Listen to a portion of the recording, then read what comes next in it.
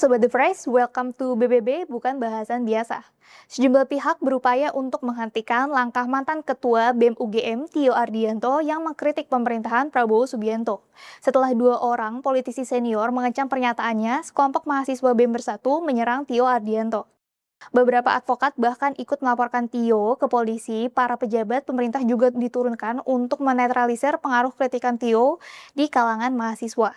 Langkah Tio Ardianto yang mengkritik pemerintah harus dihentikan.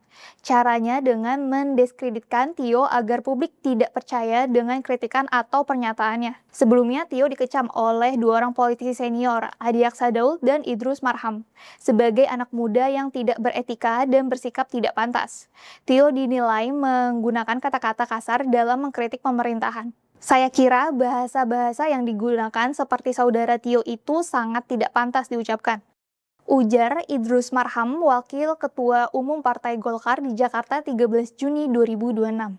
3 hari kemudian, sejumlah mahasiswa yang tergabung dalam BEM Bersatu menyatakan Tio ditunggangi oleh kekuatan politik tertentu.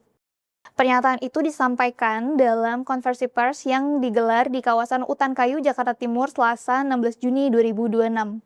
Tio disebut menggunakan mobil Fortuner milik seseorang yang terafiliasi dengan kelompok tertentu. Namun belakangan sejumlah kampus membantah nama-nama dalam anggota BEM Bersatu sebagai pengurus organisasi kampus mereka.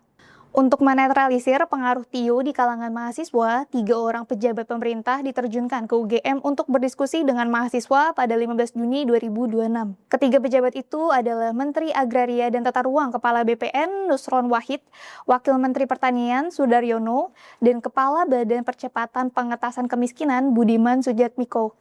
Namun acara-acara diskusi bertajuk Kopdar bareng Masdar itu dibubarkan mahasiswa dengan alasan tidak percaya dengan data yang disampaikan 3 pejabat tersebut. Tidak cukup sampai di situ, Tio kemudian dilaporkan ke polisi oleh seorang advokat bernama Firdaus Oiwobo. Laporan itu didaftarkan ke Polres Jakarta Selatan pada Senin 15 Juni 2026 lalu.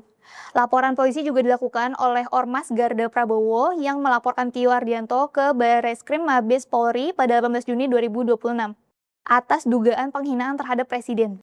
Garda Prabowo adalah ormas yang beranggotakan beberapa advokat seperti Farhad Abbas, Sunan Kalijaga, dan lain-lain. Apakah setelah ini Tio akan menghentikan kritikannya atau justru upaya menghentikan langkahnya itu akan membuat Tio makin kritis? Demikian bukan bahasan biasa kali ini, sampai jumpa di BBB berikutnya.